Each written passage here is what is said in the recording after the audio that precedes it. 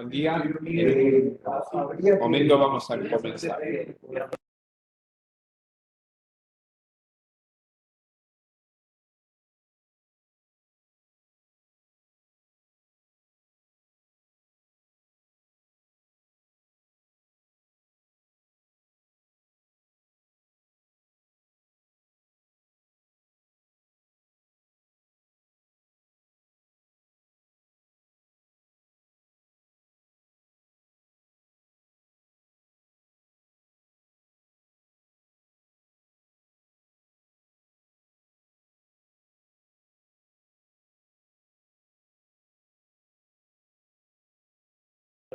Instante comenzaremos.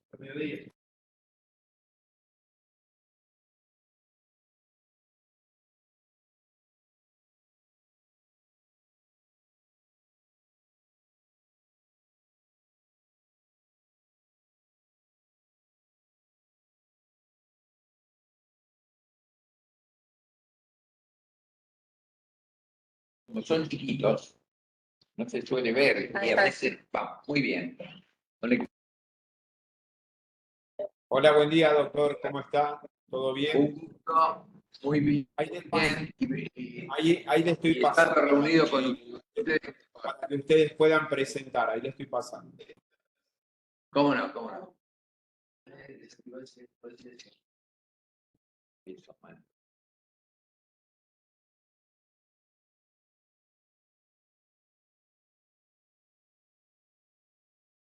Hola, buenos días a todo el equipo de Santa Fe, doctor Pierini y el resto de los colegas. Estamos acá en Mar del Plata esperando ansiosos su presentación cuando ustedes dispongan.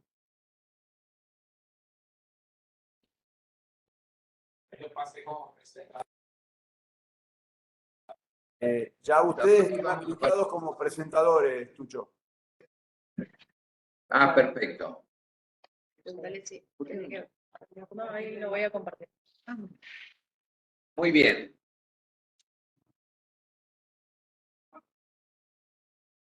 Adelante, Guillermina.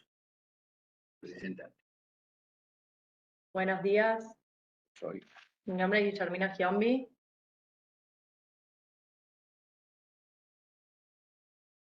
¿Se escuchan? Más fuerte. Sí, te escuchamos perfecto.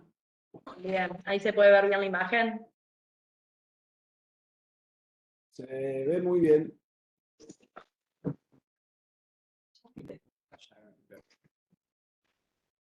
¿Ven el ok? Empezamos cuando vos me digas. Sí, cuando ustedes dispongan, si están listos, los escuchamos. Bueno, comenzamos entonces. Este es el caso de un paciente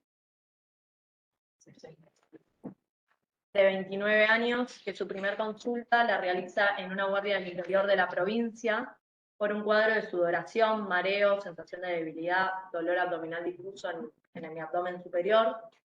Nos negó hábitos tóxicos y antecedentes patológicos. Y al examen físico, según la historia clínica que trae, tenía la presión, signos vitales, todo normal. Y lo que llamó la atención es que en el hemoglucotest tenía 60 miligramos por mililitros en cuanto a la glucemia, teniendo en cuenta de que no estaba en ayunas, y un laboratorio que también tenía alteración de la glucemia. En esta primera atención por guardia se revirtieron los síntomas colocándole sueros glucosados, y el paciente mejoró, le dieron el alta y lo habían citado a control con clínica médica. Aparte de que se le otorgaron los signos de alarma. Hasta este momento el paciente no refería ningún antecedente familiar ni ninguna otra cosita. Era un paciente complejo, consulta solo y dio un manejo muy difícil. Decía lo que quería, uno se daba cuenta que tenía algún problema de tipo psicológico, difícil de interpretarlo nosotros. Y lo cierto es que cuando llega esta vez a la consulta lo vemos con la característica que la doctora nos dice. ¿Qué es lo que primero hacemos o pensamos? ¿Qué le parece a ustedes? Esta primera consulta fue en una guardia. Adelante, Mar del Plata. Buenos días Ángel, no sé si se escucha. Sí, Miguel, un gusto enorme escucharte. El gusto es mutuo. Esto impresiona, digamos, como primer impresión, que fuera o un insulinoma o alguna hiperplasia que justifique la hipoglucemia. Yo lo internaría para hacerle el test de ayuno y ver cómo se comporta la glucemia, siendo glucemia seriada. Perfecto. ¿Alguna opinión más? Sabemos que esto lleva un tiempito, lo tenemos en la guardia, le pedimos algún otro estudio dentro de los métodos rápidos que podemos hacer en una guardia. Bueno, una ecografía siempre aporta, ¿no? Si fuera, pues, los insulinomas, el inconveniente que tienen es que son muy pequeños en general, dan síntomas cuando son chicos realmente, menores de 2 centímetros. Entonces a veces no son tan fáciles de ver, pero se puede intentar con una eco porque son hipoecoicos y si no con otra imagen, una resonancia o una TAC. Bien, Bueno. en este caso, bueno, recordamos que estaba en una guardia en el interior de la provincia, así que no contaban con muchos recursos, ¿sí? Por eso al paciente se lo cita a control por ambulatorio. Muy bien. Sí. El paciente no consultó, como se le recomendó en esta guardia inicialmente, consulta en la guardia de nuestra institución. A los 2 meses está con un cuadro de lipotimia, con pérdida del conocimiento, hipotensión. En este caso ya se encontraba con tratamiento psiquiátrico, nos refiere a alteraciones del cambio del ánimo, síntomas de depresión. Y a través de la guardia se realiza la interconsulta con clínica médica en nuestra institución. Clínica médica le solicita inicialmente un laboratorio un poco más completo que el que le habían hecho en la guardia del interior. Vemos que tenía la leucemia con 0,23, hematocrito, hemoglobina bien, y la insulina plasmática 20,5, un péptido C de 3,29 y la TSH de 1,09. Tenemos en cuenta que la insulina, el péptido C y la TSH están alterados, aparte de su glucemia, ya que no estaba en ayunas. También en esta consulta inicial, por su pérdida del conocimiento y demás, se le hace una tomografía de cráneo que no tuvo ningún hallazgo patológico. En guardia, aclaro nuevamente, revierte enseguida los síntomas cuando el paciente come y con el tratamiento con glucosados. Por ende, se sugiere hacer un seguimiento, se lo cita en 48 horas al paciente de control ambulatorio. Con signos de alarma, debido a que el paciente evidentemente no costaba mucho que se quede internado, costaba mucho estudiarlo, era un paciente muy difícil, por todo lo que en general rodean a este tipo de patología, como bien dijo Miguel.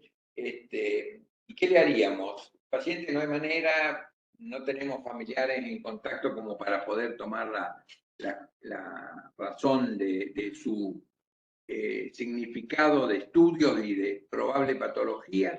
¿Y cómo nos manejamos ante un caso así? Que no debe ser raro en estos momentos.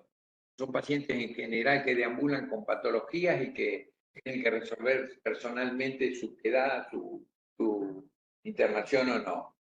¿Qué podemos hacer nosotros a favor de que el paciente se quede? Esa es la pregunta.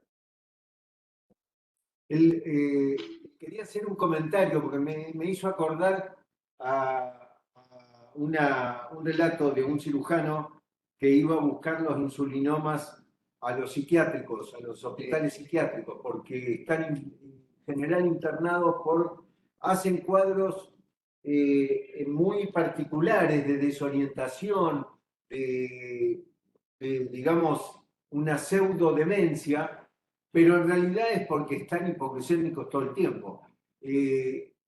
Yo seguiría pensando lo mismo, que se trata de un insulinoma, que habría que internarlo a que quiera o no quiera, y hacerle el estudio de 72 horas o hasta que la glucemia baje y no baje la insulinemia y se pueda ver, digamos, que hay una relación entre la hipoglucemia y el nivel de insulina. Es decir, que ante la hipoglucemia la insulina permanece elevada y no baja, ¿no? Estos pacientes hay que recomendarles especialmente que ingieran glúcidos, digamos, en forma más o menos, digamos, periódica y que a la noche también, porque esto que le pasa, le puede pasar manejando y se mata, o puede ir a terminar, digamos, con, no sé, en cualquier lado porque se desorientan y pueden generar riesgo para su vida o la de los demás.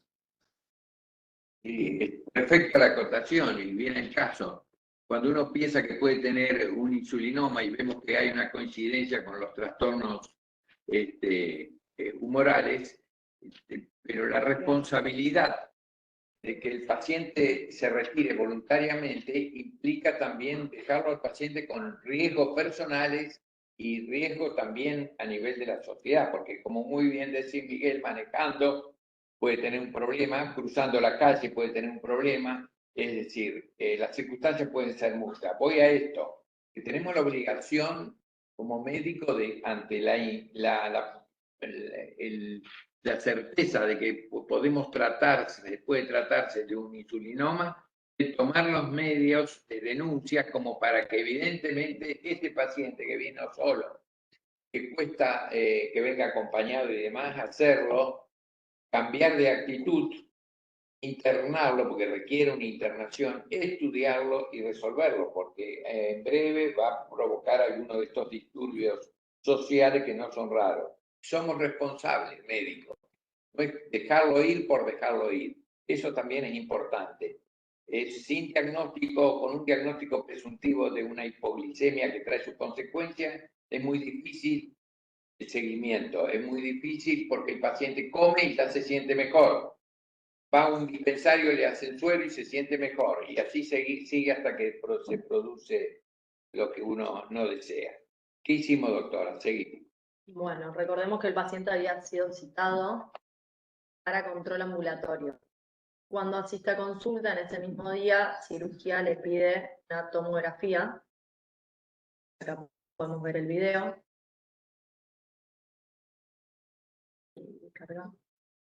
Bueno, en esta tomografía lo que se vio es que el páncreas estaba conservado de tamaño y se observó una imagen isodensa en el páncreas en relación al vaso de 28 milímetros, estaba en la cola del páncreas sobre el hilio esplénico. A ver si es un poquito rápido, se ve, pero se ve una imagen, ahí está, se ven algunas otras imágenes también, pero una que se destaca del resto. A nivel de la cola del páncreas, de mayor tamaño.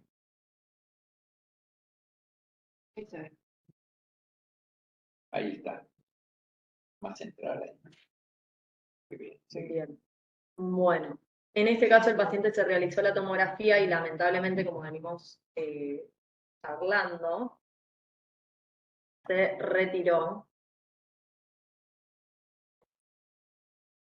y consulta nuevamente, no acude al control como queda pactado y demás cuando se retira, reconsulta a los 3 meses, está con episodios de hipoglucemia severo, de hecho nos refiere que justamente los presentaban a vía pública, perdía el conocimiento, tenía olvido frecuente, su comportamiento en cuanto a lo psiquiátrico era cada vez más frecuente, las alteraciones en el ánimo, demás. Nos refiere incluso que le estaba trayendo bastante problemas laborales. En este caso, bueno, hubieran hecho ustedes. Bueno, Lo tenemos, tenemos en el sanatorio en este caso. ya está internado. Tenemos un paciente de 29 años con estos antecedentes. Con dominante la hipoglicemia, con imágenes y también alterados los valores que se dijeron, y con una imagen donde mostraba una formación en la cola del páncreas, la más destacada. ¿Qué hacemos? No es la imagen habitual de un tumor neuroendocrino que no captó el contraste, lo raro. Pero probablemente tenga lesiones hepáticas y que justifiquen un poco la funcionalidad de este insulinoma supuesto, ¿no? Quizás con una resonancia hubiese aclarado un poquito más. Pero pasaron 3 meses desde la tomografía, Sí. ¿no? Si mal no entendí. Sí, ahora sí. Yo lo estadificaría y le propondría cirugía, pero aclararía mejor la Pediría imagen, una con una resonancia. resonancia de páncreas y de hígado. ¿Te pedirías una resonancia o con esta imagen y con esto ya estás conforme como para llevarlo a cirugía? Yo le pediría una resonancia para mejor visualización y caracterizar mejor la lesión pancreática, aunque ya tiene alta indicación de cirugía. Pero sobre todo para estadificarlo, ver mejor el hígado. ¿Sí, Miguel? Bueno, ahí nos planteamos esto, doctora. Yo quería hacer un comentario, Ángel, que recuerdo varios pacientes, pero el diagnóstico de insulinoma, por alguna razón, es particularmente difícil, o de hipoglucemia recurrente, digamos, no diabético. Es particularmente difícil. Recuerdo un paciente que 2 veces lo mandó el neurólogo al endocrinólogo, que el endocrinólogo le descartaba el insulinoma y el neurólogo se lo volvía a mandar, porque tanto los endocrinólogos, o especialmente los endocrinólogos, es como que no están preparados para darse cuenta, no sé qué pasa. En general hay poca alarma. Nosotros teníamos un clínico acá, el doctor Pina, que a mí me derivó en los tiempos que él estuvo, detectó 8 insulinomas.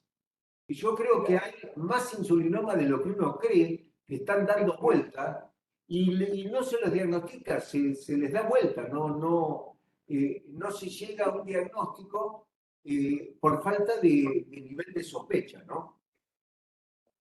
En este caso Sí. puntual tenemos el diagnóstico clínico sobre todo, y el problema es si no tuviésemos imagen compatible con. Pero hay una lesión de páncreas que es compatible, aunque no tenga las características por el tamaño, quizás imagenológica, porque generalmente son hipervasculares. Pero yo insistiría con la imagen en buscar una resonancia 3 meses después para hacer una estadificación y proponerle eventualmente cirugía. Igual yo tengo la sensación que estamos salteando el gold estándar. El gold estándar es la prueba de ayuno, porque la prueba de ayuno uno la hace teniendo todos los recaudos, porque no vaya a ser que sea un paciente que toma hipoglucemiante u otra cosa que uno no se da cuenta, o alguien le está dando insulina. Digamos, a mí me parece que el test de ayuno no se tiene que saltear. Es el gol estándar de diagnóstico, por lo menos hasta la última vez que yo lo revisé al tema. Sí, muy bien, correcto. Todo lo que se pueda certificar, porque a veces se puede tener, vamos a un poquito también a tratar el tema que ustedes ya lo volcaron.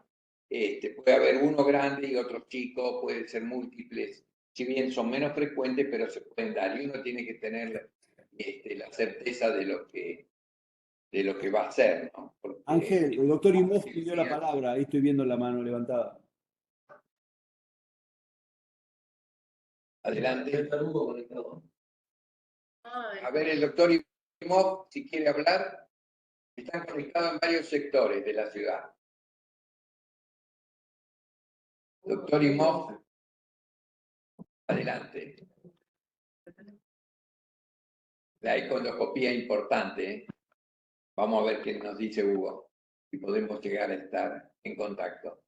Está la doctora Albertengo también, que es la anatomopatóloga, que tiene experiencia. Y están los del hospital, de otros hospitales también.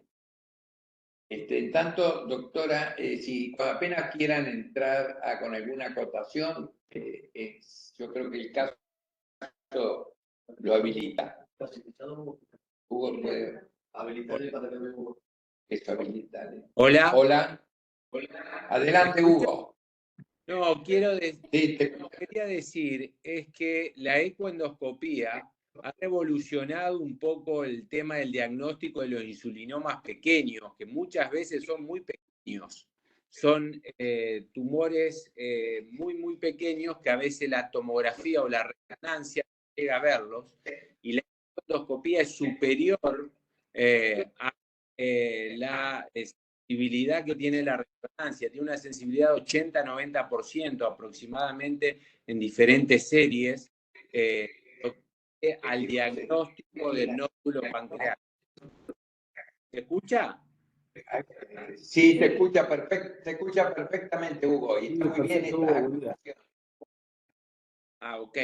Bueno, en definitiva, yo creo que una vez que uno completa los estudios habituales, ecografía abdominal, tomografía, resonancia, y no encuentra nódulo, el paso siguiente es una ecoendoscopía, porque ya, como dije anteriormente, tiene una sensibilidad para detectar estos nódulos pequeños mucho mayor o mejor que la resonancia. Al igual que lo hace con las microlitiasis biliares, también lo hace con los nódulos pancreáticos.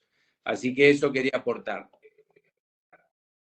Muy bien. ¿Algún comentario, Miguel, gente de Mar del Plata? Con todo gusto. Y no seguimos, doctora. Yo estoy de acuerdo con que en el caso, suele ocurrir, que no es este el caso, pero suele ocurrir que el paciente se le hace la prueba, hace hipoglucemia, hay una sospecha de insulinoma y no aparece la lesión. No es una cuestión menor. Por mucho tiempo se hacía la regionalización, ¿no? Se estimulaba con calcio a la izquierda del páncreas o a la derecha del páncreas y se veía la consecuencia en la secreción de insulina, como para ver si ahí vamos a hacer una pancreatectomía distal o proximal. A mí me parece que hoy en día eso se ha solucionado con la precisión de la ecoendoscopía. Y también me ha pasado que en casos de que no se ve, hacer o ecolaparoscopía, que también es una herramienta muy importante, o hacerlo mano asistida y palparlo, porque son nódulos que generalmente son un poco más duros que el páncreas y se tocan. Entonces, hacer una exploración pancreática mano asistida. La paroscópica, mano asistida. En caso, insisto, que no se vean, yo creo que hoy hay una tendencia cada vez mayor a que si no se ven por ningún método, esperar, darle un poco de tiempo, ir llevándolo médicamente, o con medicación o con la alimentación, y esperar a que aparezca, ¿no? Esa es la otra alternativa. Regionalizar me parece que es demasiado algo, digamos, que lleva a una cirugía. Si llega a dar en la cabeza el páncreas, es una duodenopancreatectomía. Muy bien. Seguimos, doctora. Bueno, por nuestra parte, después de todos estos planteos, justamente decidimos hacer una resonancia. Solo teníamos una tomografía que tenía ya 3 meses desde que se había hecho, donde justamente se visualizaron más lesiones. Teníamos tanto se observaron 4 lesiones, una en cuerpo de 22 milímetros, en la región corporal una lesión más pequeña de 10 milímetros, y en la cola 2 lesiones, una de 19 milímetros y otra de 21 milímetros. En este caso se vio el comportamiento hipervascular, que era lo que no habíamos podido detectar bien en la tomografía previa, y esto ya nos cerraba cada vez más para un insulinoma. Que menciona que solo una sola lesión, la más voluminosa, evidenciaba comportamiento hipervascular, y también de que no había otros nódulos peripancreáticos o hepáticos o lejos de la zona pancreática que uno tiene que descartar, sobre todo para tener un pronóstico de benignidad o malignidad. Sabemos que si esto se trata de un insulinoma, son más frecuentes, mucho más frecuentes, el 90% son benignos, pero de ninguna manera se puede descartar la malignidad, que hemos tenido casos también. A ver, doctora, ¿qué hicimos después de esto? Bien. Y para también resaltar, el resto de la resonancia era normal. Y decidimos, bueno, queríamos plantear un poquito qué conducta. ¿Qué hacemos con este caso? ¿Lo llevamos a cirugía? ¿Le hacemos alguna de las pruebas que muy bien se puede, pero ya tenemos bastante a favor de que se trata de un insulinoma, ¿no? Sí, Pero- quizás faltó un poco la prueba de ayuno que Miguel, test de ayuno que Miguel sugería. Evidencia imagenológica de lesiones pancreáticas tenemos. Como parte de estadificación, discutible, un octoscan puede ser para estadificar, descartar lesiones extraabdominales. Hasta ahora tenemos solamente estudios abdominales, pero indicación de cirugía tiene. Lo que sí hay que tener muy en cuenta es buscar la lesión más central, que está a nivel del cuello, por lo que entendí, o más medial, para resecar a partir de ahí.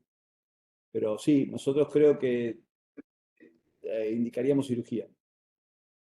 Bien. ¿Estudiarías la paratiroide para ver si no estamos ante la presencia de un NEM1 o Sí, 2? probablemente este paciente, como calculo lo hacen ustedes también, comité de tumores, se discute, probablemente necesite un octoscan para descartar enfermedad extraabdominal y de acuerdo a eso decidir la conducta. Pero igualmente tiene indicación de cirugía y después si aparece algo en tiroides, hipófisis, se verá, pero no parece puede ser parte de una neoplasia endocrina múltiple, sin duda. Pero, Por edad, sobre todo. Por Por edad. edad que sí, uno tiene. No es, en general los insulinomas se pueden dar a cualquier edad, pero dentro de todo la más frecuencia son mayores de 50 años, por ahí ese es el estándar. Pero muy bien, nosotros qué hicimos, doctora. Decidimos hacer una... está el doctor Imos de nuevo pidiendo la palabra, perdón. Un segundito, escuchamos. No, está bien. No, con respecto a la cirugía, ni hablar que ya tiene la indicación, pero es importante decir que cuando el insulinoma es uno solo, es pequeño y sobre todo si está distante del Wilson, eso se puede ver perfecto en la ecoendoscopia. El tratamiento de elección es la enucleación del tumor, sin hacer una cirugía de resectiva pancreática mayor. En este caso en particular, parece que tiene el nódulo principal en el cuerpo y en la cola, es decir, una pancreatectomía distal puede estar muy bien.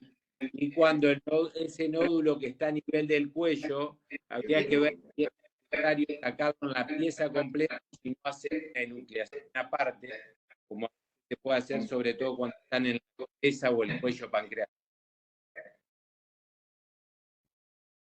¿Me escuchó? Sí, Hugo, ¿qué haces? Hola Enrique, ¿cómo te va, doctor Estati? El tema por ahí que nos faltó ver con la colangio rezo ver el Wilson, cómo estaba, si estaban contactando con el Wilson o no. Exactamente. Son 4 lesiones y vos me decís que los tamaños son chicos y demás. Hay que ver qué conexión con el Wilson tienen, pero me parece que la cirugía acá, por el número de lesiones, no está bien determinado si está unido o no al Wilson, es la esperiopancreatectomía distal. Sí, No sé claro, qué opinás, Dani. Enrique o doctor Estati. Sí, José, coincido en que si tuviese una lesión subcapsular o ahí en el borde del páncreas, para intentar hacer una enucleación, pero tenés 4 lesiones, ya estamos hablando de una lesión, digamos, multinodular. Yo creo que tenés que hacer algo más regional, me parece. Coincido con Hugo en ver bien la lesión del medio o la más central y abarcar a partir de ahí. Eventualmente puedes nuclear esa sola y hacer más distal el resto. Pero me parece que tiene indicación de una pancreatectomía distal, corporo caudal. Sí, correcto. La importancia de la ecoendoscopía, cuando uno la tiene, es fundamental, cuando uno la dispone, es fundamental, porque también es un método diagnóstico que nos da una tranquilidad que suma a todas las imágenes la identificación de las lesiones. Y se ve con tremenda claridad y con alguien con experiencia, se imaginan ustedes que eso nos ayuda al acto quirúrgico también muchísimo. Lo cierto es que hemos tenido casos donde la enucleación ha sido el único tratamiento, tienen un color especial, en general por su hipervascularización son color violeta o vinoso. Aquellos que vienen de Mendoza es más vinoso que violeta, nosotros nos quedamos, así que también es otra característica. Lo cierto es que nosotros los llevamos a cirugía. Doctora, adelante.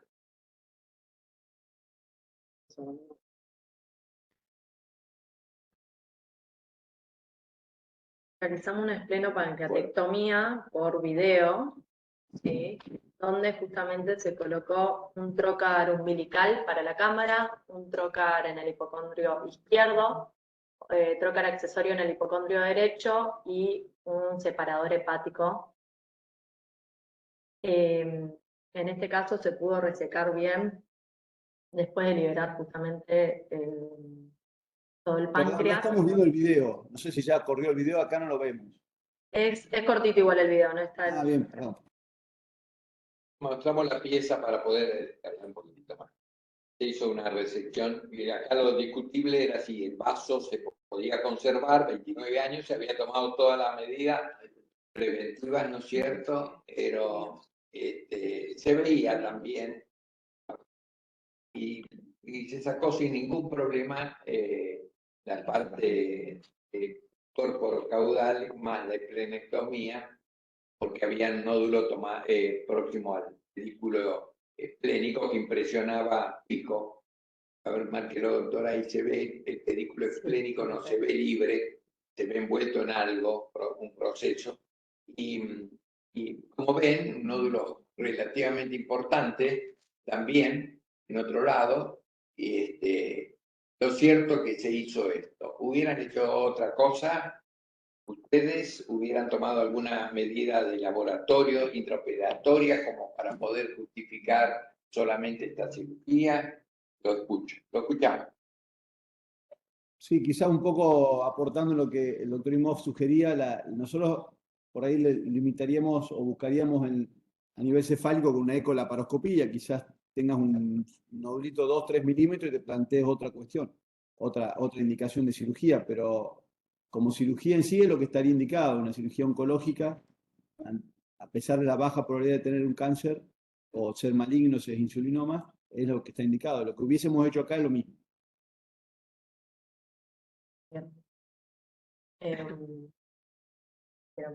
Sí, perfecto. ¿Está Miguel? Miguel quiere aportar algo, hubiera convertido, hubiera puesto la mano, hubiera tocado más el páncreas, el duodenopáncreas, porque también sabemos que pueden ser extrapancreáticos y que, bueno, que no nos... Miguel se tuvo que retirar, Ángel, lo llamaron de una reunión que tenía. Pero no, lo que decía Miguel, y estuve con él en varias de las cirugías que mencionaba, es cuando el nódulo no es visible. Entonces, como alternativa a la ecolaparoscopía, hoy en día la econdoscopía, él sugería antes de convertir a cielo abierto una cirugía que uno la inicia laparoscópica, es hacer una incisión pequeña, mano asistida, a ver si da para nucleación en caso de que uno encuentre un tumor chiquito. Pero creo que en este caso, con esas lesiones ya visibles, también hubiese hecho lo mismo. Sí, y sobre todo que no vemos la parte posterior bien. Si bien después lo levantás al páncreas y lo podés ver relativamente completo, pero siempre uno tiene más dudas, ¿no es cierto? No es lo mismo que como se ve en la cara anterior y toda su extensión que la cara posterior. Pero bueno, esto es lo que hicimos y durante la cirugía no se pidió el control del azúcar, ¿no? No se pidió nada, ningún... Intraquirúrgico no. No se pidió nada. ¿Y cómo seguimos, doctora? Bien. Obtuvimos el informe Si anatomopatológico. está la doctora conectada y nos quiere ayudar a interpretar todo, con todo gusto.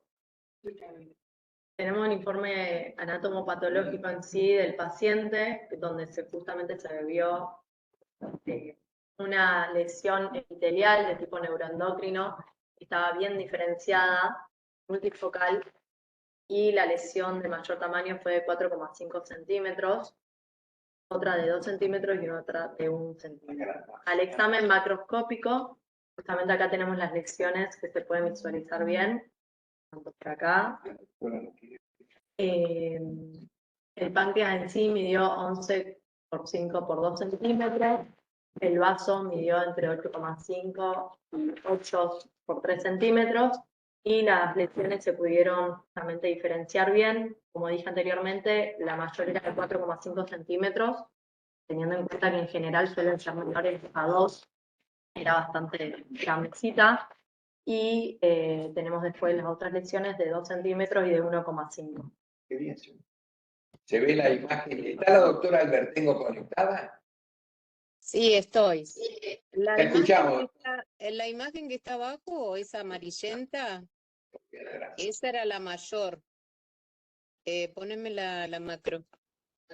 Y era la mayor y después había lesiones más nodulares con aspecto más parecido al páncreas, al parénquima pancreático, ese nodulito que está abajo. Yo no lo había, le había puesto una marca ese. Si podés marcarlo con la flechita, llévamelo acá. Es un nódulo que parece un ganglio en realidad. Cuando nosotros lo cortamos parecían ganglios, pero no había residuo de ganglio y estaba directamente conectado con el parénquima. Todo un tejido de aspecto neuroendocrino en la micro, ¿no? Bueno, es lo que les puedo decir. 4 nódulos encontramos de los tamaños que dijimos y el principal es el que se ve abajo, en la figura de abajo, que es el único que tenía un color un poquito más amarillento. Bien. Bueno, en cuanto a la microscopía, había proliferación con infiltrados, núcleos uniformes, tenían cromatina y había justamente sectores claros granulares. ¿Alguna Si quiere observación, aportar doctora? algo, si quiere aportar algo más, Si doctora. quieres aportar algo más, Adrián. No, básicamente era un aspecto neuroendocrino de bajo grado. Es todo lo que le puedo decir, lo que se ve siempre en los tumores neuroendocrinos de bajo grado. Con vasos sanguíneos que se ven congestivos, inflamados y abundantes. Exacto. En los septos fibrosos pequeños, bien capilarizados, digamos. Bien. Bueno, el paciente en sí cursó las 24 horas postquirúrgico en terapia intensiva, luego pasó a sala general, que estuvo 5 días más internados, habíamos colocado drenaje a través del puerto umbilical, que tuvo escaso débito ceremático, evolucionó muy bien, no presentó alteraciones de leucemia después de la cirugía, esto se fue controlando todos los días, se controlaba previo a las comidas y de forma arreglada cada 6 horas. El seguimiento fue en conjunto con clínica médica, endocrinología y psiquiatría. A los 6 días postquirúrgicos se otorgó el alta y se citó a control a los 17 días desde el día de la cirugía. En el control por consultorio fue notable el cambio ya de por sí en el ánimo del paciente, el trato y demás. El paciente no volvió a repetir episodios de hipoglucemia ni de lipotimia. Había continuado su control psiquiátrico, el psiquiatra había decidido suspender ya la medicación, fue bajando de forma gradual a llegar a suspenderla completamente, sin tener alteraciones. Y por la parte endocrinológica siguió en estudio justamente por la sospecha de MEN1 que aún no se había podido confirmar. Sumado a esto, ya en este control nos trae a colación el hecho de que tenía un hermano con quien lamentablemente no tiene mucho contacto, pero que nos refiere que le habían detectado el MEN1, por eso una sospecha aún más fuerte por este antecedente familiar que anteriormente no lo teníamos. El paciente también sigue en control con oncología, inmunología y endocrinología al día de hoy.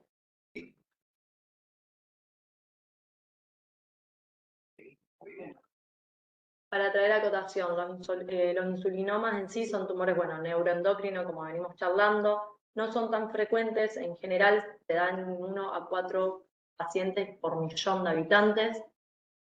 Normalmente son únicos, son pequeños, menores a 2 centímetros, mejor dicho, y tienen un comportamiento benigno, que justamente en este paciente lo que teníamos era que eran mayores de 2 centímetros y eran múltiples. Justamente los casos múltiples hacen sospechar el MEN1. y era muy sintomático este paciente.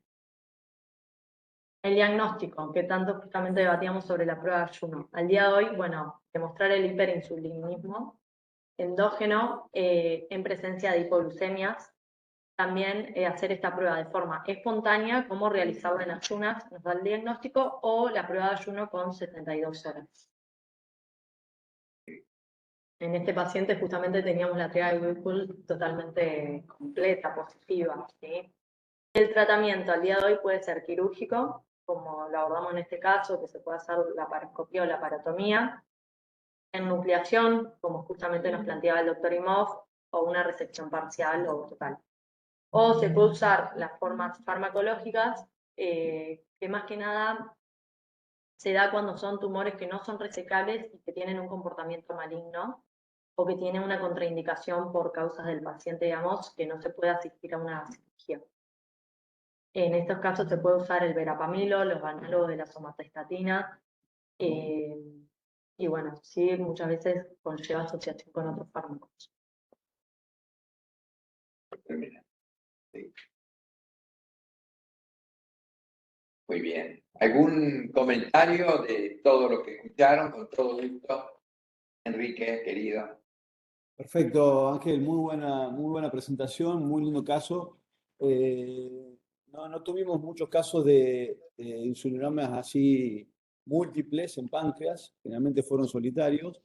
Sí tuvimos recientemente una paciente joven con neoplasia endocrina múltiple que fue operada por el neurocirujano, por el cirujano de cabeza y cuello y luego por nosotros, y lamentablemente ahora tiene recidiva de su enfermedad neoplásica, pero insulinomas múltiples no habíamos tenido tanto, sí, más bien únicos. Y insisto en que el diagnóstico a veces es muy difícil cuando no se ve la lesión. Uno la sospecha clínicamente, test de ayuno y a buscar una lesión pancreática muy pequeña, la econdoscopía podría ayudar, o la regionalización, que la verdad que es un estudio que se hace cada vez menos, pero me pareció genial el caso y la presentación también, lo felicito.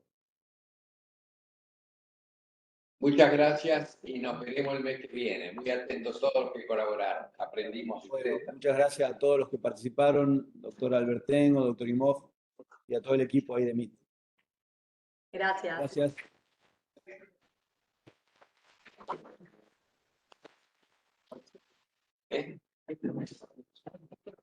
Llegó, mirá quién llegó. No, No, nada, yo piensa. ¿Te parece? ¿Qué tal? Ya ves cómo nos costó ella.